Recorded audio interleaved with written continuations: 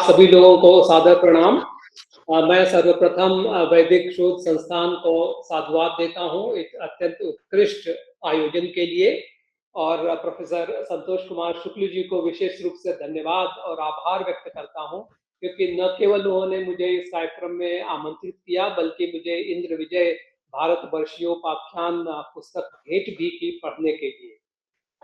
पंडित मधुसूदन ओझा जी की इंद्र विजय का अध्ययन मेरे लिए एक अभूतपूर्व सुखद अनुभव था, क्योंकि मेरी दृष्टि में संस्कृत साहित्य में यह रचना एक नई विधा का प्रतिनिधित्व करती है। सामान्य पारंपरिक गद्य और पद्य काव्यों की जो संस्कृत में संरचना है उससे भिन्न है। जो भाष्यों की परंपरा है, संरचना है, उससे भी भिन्न है इंद्र विजय। इसकी जो मूल प्रवृत्ति है वो शोध प्रधान है, या कहें कि ये शोधात्मक पद्य काव्य है। और मैं चूंकि विज्ञान का छात्र रहा हूं, इसलिए मैं अचंभित रहता हूं कि रिसर्च की जो मेथोडोलॉजी है मधुसूदन जी की वो एकदम मॉडर्न है, साइंटिफिक। लेकिन सामान्यतया जो शोध की प्रवृत्ति होती है उसमें ये ऐसा होता है कि जो अन्वेषक पथ पर निकलता है, जिज्ञासु, वो निश्चय पूर्वक यह नहीं जानता कि उसके शोध अनुष्ठान का अंतिम परिणाम क्या होगा। शोध प्रक्रिया में नए नए तथ्य उभरते आते हैं और उनकी विवेचना की जाती है, उसके अनुसार ही शोध का निष्कर्ष प्रस्तुत किया जाता है। लेकिन आचार्य मधुसूदन जी ने जब इंद्र विजय की रचना का विचार किया होगा, तब उन्हें अपने अंतिम प्रतिपाद्य विषय के संदर्भ में कोई संशय या दुविधा रहा हो ऐसा नहीं लगता। तत्व विषय की स्पष्टता के ही कारण शायद उन्हीं के अनुसार उन्होंने जिस तरह से प्रमाणों को साक्ष्यों का वैचारिक आधार स्थापित किया है वो एक विशेष स्थान देती है। मधुसूदन जी ने इस अभियान में अनेक अथाह सागरों में डुबकी लगाई है। वेद, उपनिषद, पुराण, महाभारत, रामायण, मनुस्मृति आदि अत्यंत दुष्कर और अध्यवसाय जो प्रक्रियाएं हैं उनमें प्रयास किया है और विषयानुकूल तर्क रूपी मोती और ढूंढ ढूंढ करके निकाले हैं वहां से। जो मुख्य प्रतिपाद्य विषय है शायद उनकी चर्चा हुई अवश्य हुई होगी, लेकिन जो प्रमुख रूप से उभर के आती है कि वेदों में विज्ञान और वेदों में इतिहास दोनों का प्रदर्शन, लेकिन वेदों के अपौरुषत्व भाव का त्याग किए बिना, ये उनकी बहुत विलक्षण प्रतिभा रही। वो इंद्र वरुण आदि को वैज्ञानिक तत्वों का प्रतीक मानते हुए यह भी मानते हैं कि उसी नाम के देवता भी थे।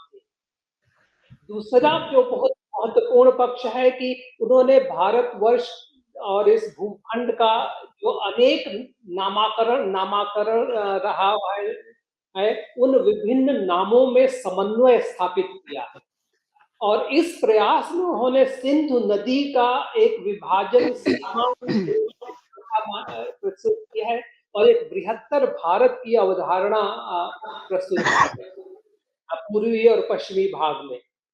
इसी तरह से एक प्रमाण उन्होंने कई प्रमाण प्रस्तुत किए हैं कि वेद संहिता के संकलन काल में भी लिपि लिपि उपलब्ध थी। जैसा कि विदेशियों ने हमारे खिलाफ ये लिखा हुआ है कि वेद खाली उच्चारण के थे और उस समय लिखने की परंपरा नहीं थी, लेकिन मधुसूदन जी ने इसका विरोध किया। इस प्रकार आर्यों की मौलिक भारतीयता का प्रमाण प्रस्तुत किया है और कई उदाहरण दिए हैं कि अपनी मान्यता को स्थापित करने के लिए। और आर्यों के विदेशी आक्रांता होने के संबंधी दुष्प्रचार का उन्होंने बहुत पुरजोर खंडन किया और इस पूरे ग्रंथ में एक नया अभिनव प्रयोग उन्होंने किया, एक नई युक्ति का उपयोग किया। वो बहुत प्रभावशाली लगी मुझे। जैसे वेदों में कहते हैं कि त्रयो अर्थाः सर्ववेदेषु, हर मंत्र का 3 स्तर पर आप अर्थ निकाल सकते हैं, आदि दैविक, आध्यात्मिक और आदि भौतिक, 3 स्तरों पर हर मंत्र की व्याख्या की जा सकती है। और श्री अरविंदो ने जैसे खास करके उसमें आध्यात्मिक पक्ष की प्रस्तुति है वेद मंत्रों में, वो ऐसे भगवत गीता में हम देखते हैं कि त्रिगुणात्मक सतरज मयी प्रकृति की प्रक्रिया अनेकानेक स्तरों पर दृष्टिगोचर होती है। भौमिक पार्थिव जगत में देहधारियों के जीवों के शरीर में, उनके स्वभाव में, उनके कर्मों में, ज्ञान में, श्रद्धा में, आहार में, यज्ञ में, तप में, पूजा में, दान में, धृति में, सुख में, ये त्रिविधा विभक्तियां प्रस्तुत की गई हैं भगवत गीता में। इसी प्रकार श्री मधुसूदन आचार्य जी ने आधिदैविक, आध्यात्मिक और आदि भौतिक विभागों को कई क्षेत्रों में उन्होंने परिकल्पित किया है। दिव्य त्रिलोक, शारीरिक त्रिलोक और पार्थिव भौतिक त्रिलोक, भौम त्रिलोक। और तीन जैसे पृथ्वी है, अंतरिक्ष है, द्युलोक है, मनुष्य और देव, ये और उनके अधिपति अग्नि, वायु और इंद्र। तो न ऐसे ही शरीर में भी ऐसे ही त्रिखंड स्थापित किए गए हैं, पृथ्वी पर भी ऐसे ही त्रिखंड स्थापित किए गए हैं। ये बहुत नयापन मुझे लगा इस ग्रंथ में। लेकिन कुल मिला के अगर आप समग्र दृष्टि से देखें कि जब इसकी प्रक्रिया रचना हुई होगी तो उसमें मुख्य उद्देश्य क्या रहा होगा मधुसूदन जी का। मेरी दृष्टि में उसका मुख्य उद्देश्य था कि जब भारत दासत्व के हीन भावना से ग्रस्त है, उन भारतीयों में अपने अतीत के प्रति स्वाभिमान का बोध उत्पन्न करना, आत्मगौरव का बोध उत्पन्न करना। पृथ्वी पर जो त्रिलोक की कल्पना की है, भौम त्रैलोक्य में, उसको उन्होंने वर्तमान एशिया से तुलना की है। और उसी परिप्रेक्ष्य में कहते हैं कि देव युग में तत्र च भारतवर्षम पृथ्वी आहु मनुष्य लोक। तो पृथ्वी लोक जो था वो पूरा का पूरा भारतवर्ष, जो मनुष्य लोक था वो भारतवर्ष के रूप में ही प्रसिद्ध था। ऐसे ही भारत के विभिन्न नामों का जो उल्लेख है, उनका भेद भी उन्होंने स्पष्ट किया है, उनमें समन्वय भी स्थापित किया है। कि जैसे स्कंद पुराण में नाभिवर्ष है, अन्यों के द्वारा वर्ष है, हैमवत वर्ष के नाम से प्रसिद्ध है। भारत का देश है इसलिए भारत कहा जाता है।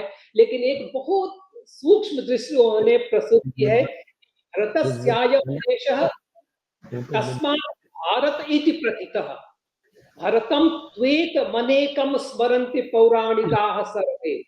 भारत का देश है इसलिए इसे भारत जाता है, लेकिन यह भी उन्होंने बहुत जोर दे करके कहा है कि सभी पौराणिक मत इस भरत नाम से अनेक व्यक्तियों का स्मरण करते हैं। ये मुझे बहुत उपयुक्त लगता है।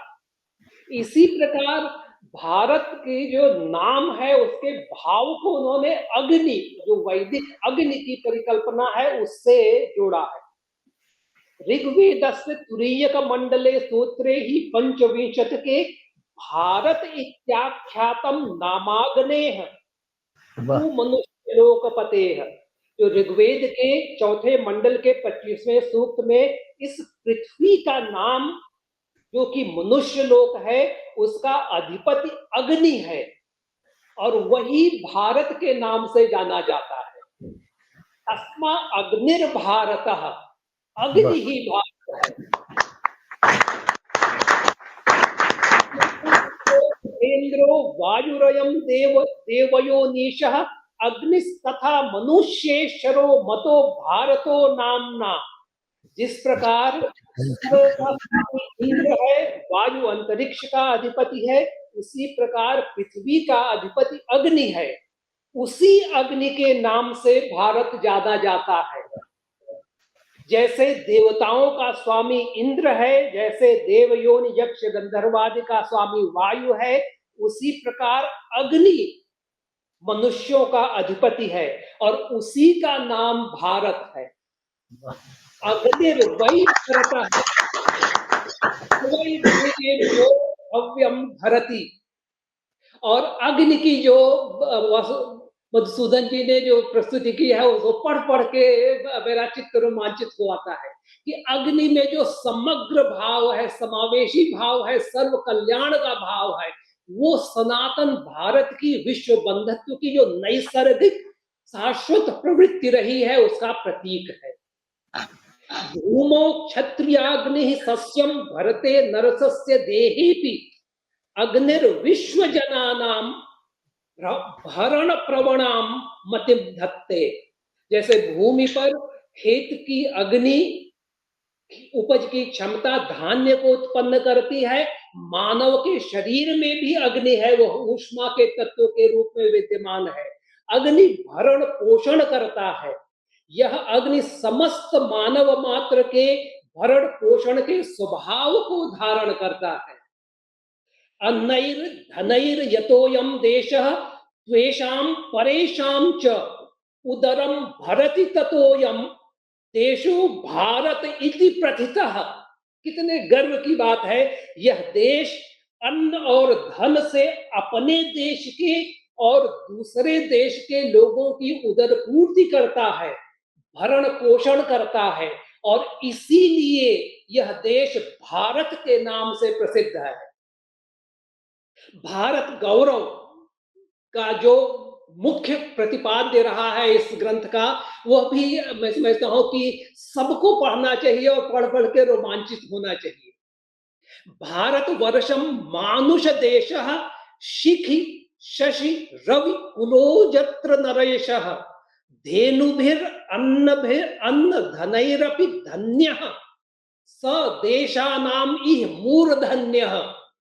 यह भारतवर्ष मनुष्यों का देश है, जहां पर अग्नि सूर्य और चंद्र वंश के राजा राज्य करते थे।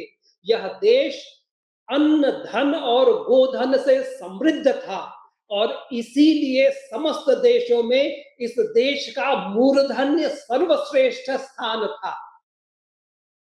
जो मंगल कामना है इस देश के लिए, वह भी बहुत ही मार्मिक है। अन्नम च नो बहु भवेत अतिथिश्च लभेमहि याचितारश्च न सन्तु माच याचिस्म कंचन याचितारश्च न सन्तु माच याचिस्म कंचन। हमारे पास विपुल अन्न हो, हमारे पास बहुत सारे अतिथि आए, अन्य लोग ही हमसे याचना करने वाले हो, हमें कभी किसी से याचना नहीं करनी पड़े। हम भारतीयों की यही आशीर्वाद प्राप्त करने की इच्छा रहती है, और व्यवहार रूप से भारतवर्ष की आज भी वही नीति है। एक और बहुत ही महत्वपूर्ण पक्ष है इस ग्रंथ में कि आर्य कौन है, हिंदू कौन है, यह प्रश्न उठता है आज के माहौल में। और बहुत सारे लोग इस तरह का दुष्प्रचार करते हैं कि Hindu is nothing, just a way of life, so whatever you do you are a Hindu. मैं समझता हूं कि मधुसूदन जी ने दो चार पंक्तियां लिखी हैं, वो सही मामले में एक सनातन हिंदू क्या है और आर्य का होने का गर्व क्या है, आर्य होने का भाव क्या है, वह प्रस्तुत करती है। ओंकार येषाम अविशेषात मंत्र आराध्य येषाम भिन्न मतानामपि अत्रास्ति एक बंधुत्वम। ओंकार स्वरूप में जिसकी निशेष अशेष निष्ठा है, उसकी आराधना करता है। येषाम भिन्न मतानामपि अत्रास्ति एक बंधुत्वम। विविध मतावलंबियों, विभिन्न मतों के बीच में भी जिसमें एक बंधुत्व की भावना है, वह आर्य है। येषाम शास्त्रम वेदश्च धेनुर्गंगा आराध्या तेषाम देशोस्ति भारतवर्षम। जिसका शास्त्र वेद है, धेनु और गंगा में जिसकी श्रद्धा है, ऐसे देश को भारतवर्ष कहते हैं। और भारत और हिंदुस्तान, मैं समझता हूं कि पहली बार इस तरह से है कि आर्यावर्त और भारत और हिंदुस्तान, इन सब को एक सूत्र में बांधना एक चमत्कारी है जो आचार्य मधुसूदन जी ने कहा है। हिंदू पदेन च हिंदुस्तान पदेन च यदाहु अद्यतनाः भारत वर्षम तत् खलु नामार्धस्य अस्य जानीयात्।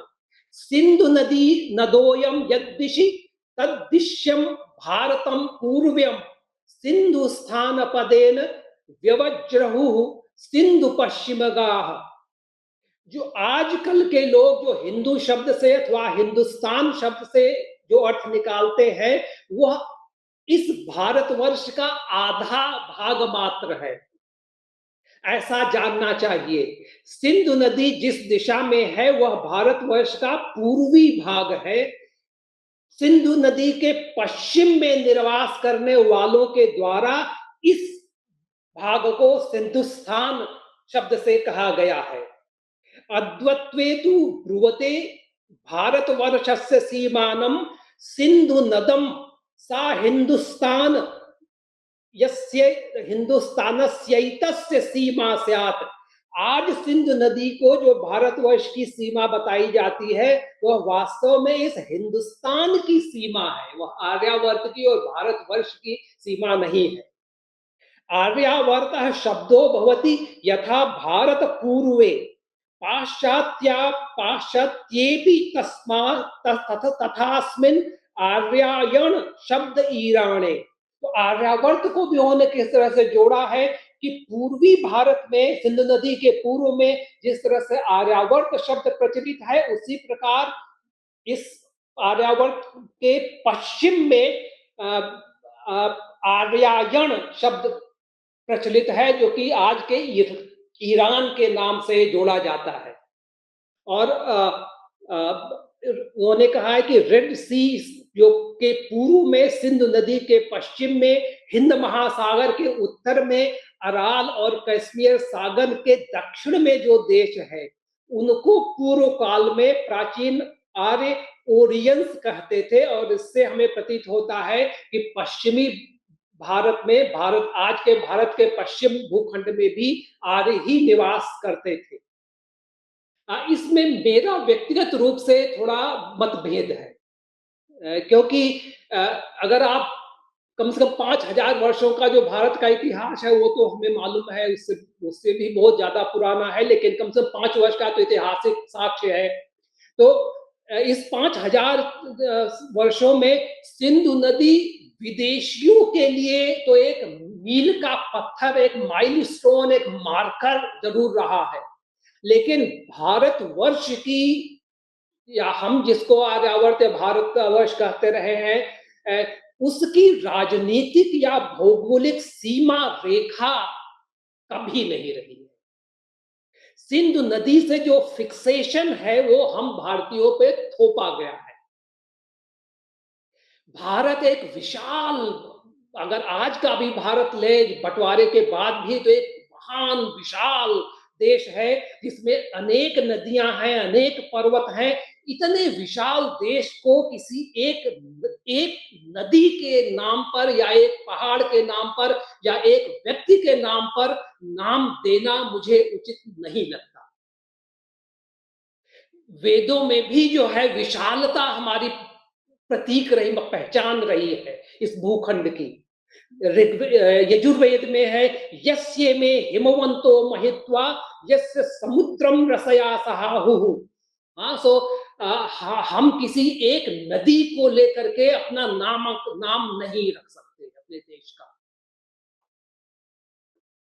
इसी प्रकार भाषा के क्षेत्र में वासुदेव जी, ये मधुसूदन जी ने बहुत इंटरेस्टिंग विचार प्रस्तुत किए हैं।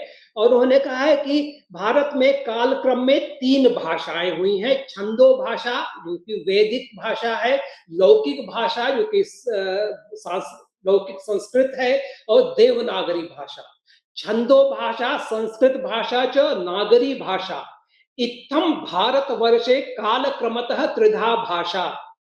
और पाणिनि के समय 2 भाषाएं थी, वैदिक भाषा और भारत की प्रचलित भाषा ब्राह्मी। और छंदो भाषा जो वैदिकी भाषा है वही समस्त विश्व की भाषाओं की जन्मदात्री है, जिसकी संस्कृत भाषा और आसुर भाषा कहते हैं वो 2 बड़ी पुत्रियां हैं। और यूरोप की सभी भाषाएं आसुर भाषा से उत्पन्न हुई है। जेंदा अवस्था की भाषा आसुर भाषाओं में सबसे पुरानी है। और नागरी भाषा जिसे विदेशी महानुभाव हिंदी या हिंदुओं की भाषा कहते हैं। इसमें भी मुझे उनके विचार, उनके जो प्रमाण हैं उन पे मैं कमेंट नहीं करना चाहूँगा, लेकिन इसमें मुझे थोड़ा विचारों की भिन्नता है कि मैं समझता हूँ कि जो वैदिकी भाषा है वो संस्कृत ही है। ये बात अलग है कि पाणिनि के बाद उसके स्वरूप में, उसके व्याकरण में स्पष्टता आई है और स्थिरता आई है। लेकिन वेदों की भाषा को आप संस्कृत से अलग नहीं मान सकते, मैं नहीं मान सकता। दूसरी कि हमारी जो आम जो वो विद्वान नहीं है, सुपरफिशियल नॉलेज वाले लोग हैं, हम लोग ये समझते रहे हैं कि ब्राह्मी भाषा नहीं है, ब्राह्मी लिपि है। ऐसे ही देवनागरी भाषा नहीं है, देवनागरी लिपि है।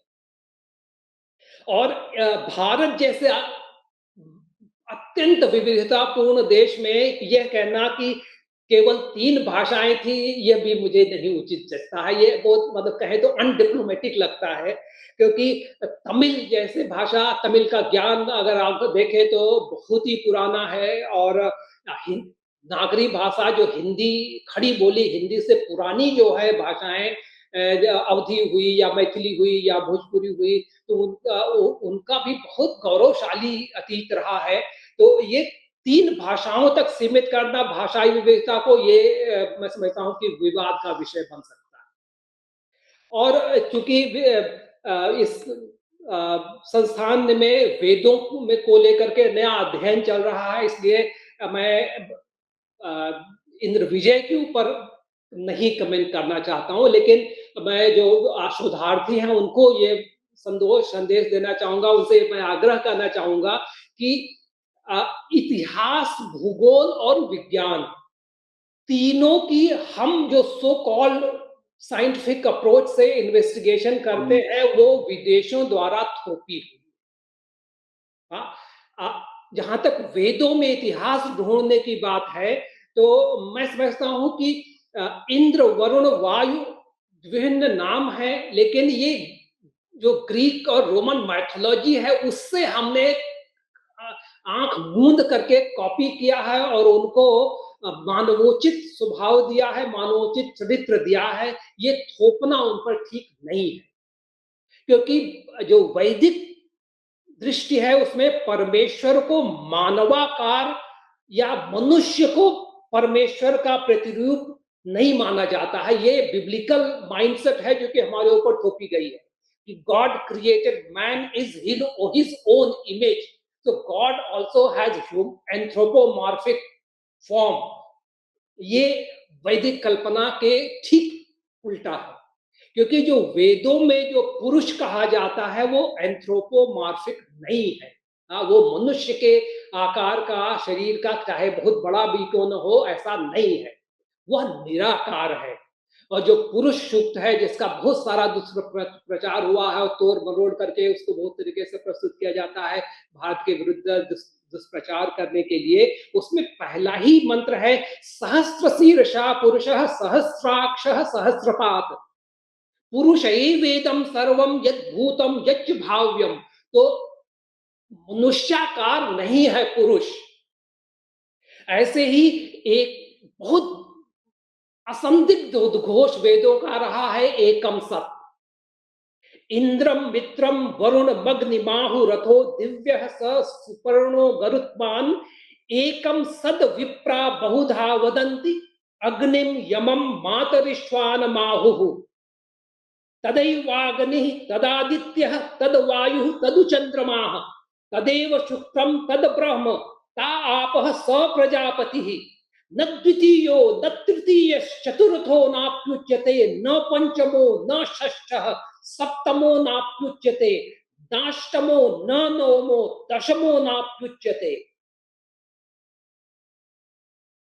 इस इस क्लैरिटी के साथ जब वेद उद्घोष कहते हैं, तो आप कैसे कि इंद्र और वरुण और अग्नि और विभिन्न सारे जो पात्र हैं वेदों के, उनको आप लड़ते भगड़ते और सोम रस के लिए जैसे आम आदमी झगड़ा करते हैं, उस तरह से झगड़ा करते दिखा सकते हैं। वेदों में जो देव की कल्पना है वो ज्ञान की है। इसी प्रकार ज्ञान और विज्ञान, जो जो पश्चिमी चिंतन परंपरा है उसमें बहुत साफ खंडन है, मतलब विभेद है कि ह्यूमैनिटीज है कि साइंस है, आर्ट है कि साइंस है। हमारे यहाँ जो ज्ञान की परंपरा है वो अपने आप में समग्र है। नहीं ज्ञानेन सदृशम पवित्रमिह विद्यते, ज्ञानम लब्ध्वा पराम शांतिम अचिरेणाधिगच्छति। ज्ञान और ऐसे ही ज्ञान और विज्ञान, हमारे यहाँ ज्ञान और विज्ञान में कोई द्वंद्व नहीं है कि या तो ज्ञान होगा या विज्ञान होगा। दोनों पूरक हैं, दोनों अभिन्न रूप से जुड़े हुए हैं। जैसे गीता का एक बहुत ही सुंदर श्लोक है, ज्ञान विज्ञान तृप्तात्मा कूटस्थो विजितेन्द्रिय युक्त युक्त इत्युच्यते योगी समलोष्टाश्र कांचन। तो जो भारतीय दर्शन परंपरा में ज्ञान है वह यथा तथ्य है, जो यथावत है उसको ज्यों का त्यों जानना, और इसमें समग्र जो है पदार्थ है उनका यथावत ज्ञान, यथावत अनुभव जानना, कोई संशय न हो, वह ज्ञान है। और विज्ञान की जो शांकर भाष्य गीता में परिभाषा है वो मैं समझता हूं कि सबको याद करना चाहिए जब हम साइंस की बात करते हैं अपने ग्रंथों में। विज्ञानम तो शास्त्रतो ज्ञानानाम तथा एव स्वानुभव करणम। सो ज्ञान जो विज्ञान है वो स्वानुभव है ज्ञान का। इसी प्रकार इतिहास की कल्पना, जो जो पाश्चात्य कल्पना रही है वो और हमारी जो कल्पना रही है, दोनों बेसिकली डायमेट्रिकली अपोजिट है। इसीलिए उनके फ्रेमवर्क को हमारे ऊपर थोपना उचित मैं नहीं मानता। तो उन विदेशी जो वेस्टर्न अप्रोच है उसमें टाइम वन डायमेंशनल है कि वो बिग बैंग हुआ, फिर उसके बाद वो कॉस्मिक एक्सपेंशन होता चला जाएगा, फिर एक ही दिशा में समय बढ़ता है। जबकि हमारे यहाँ काल है वो चक्रवत है, वो ऊपर नीचे आता जाता रहता है। सो न चैव भविष्यामः सर्वे वयम अतः परम न त्वेवा हम जातु नासम न त्वम नेमे जनाधिपाः। न तो मैं कभी नहीं था, न तुम कभी नहीं थे ऐसा हुआ, या ये सब कभी नहीं थे ऐसा होगा, न भविष्य में हम नहीं रहेंगे ऐसा भी नहीं होगा। तो हमारी जो इतिहास की दृष्टि है वह जो विदेशी पाश्चात्य दृष्टि है इतिहास से, उससे बहुत अलग है। तो जो आज जो भारत की जो दार्शनिक परंपरा में और वेद विज्ञान की जो चर्चा करते हैं, उसमें जो शोध करते हैं, उनसे मेरी करप्रद प्रार्थना है कि पहले तो हम अपना जो बिब्लिकल क्रिश्चियनिटी से बायस्ड जो हमारा यूरोपियन माइंडसेट है उसको, उस चश्मे को दूर उतारे, और फिर अपनी सारी जितनी जो विदेशियों के द्वारा, यूरोपियन इंडोलॉजिस्ट के द्वारा जो किताबें लिखी गई हैं उनको आप दूर रखिए, स्वयं अपना अध्ययन करिए, स्वयं अध्ययन करिए। और हमारी क्या दृष्टि रही है, हमारे पास जो पार्थिव विज्ञान रहा है उसका भी था समृद्धि रही है, हाँ, लेकिन वो हमको उस रास्ते से नहीं मिलेगा। हाँ, एक बार फिर से मैं प्रोफेसर संतोषी को धन्यवाद देता हूँ कि उन्होंने ये पुस्तक पढ़ने के लिए दी, और वो मेरे लिए बहुत सौभाग्य का विषय था। मेरी आंखें खुली कि आधुनिक साहित्य में, संस्कृत में पुराने जो क्लासिकल लिटरेचर है वो तो पढ़ा था मैंने, लेकिन आधुनिक साहित्य में इस तरह से विचारोत्तेजक ज्ञान उपलब्ध है ये मुझे मालूम नहीं था। तो इसके लिए मैं क्षमा मानता हूँ और बहुत बहुत आभार व्यक्त करता हूँ आप सभी लोगों को।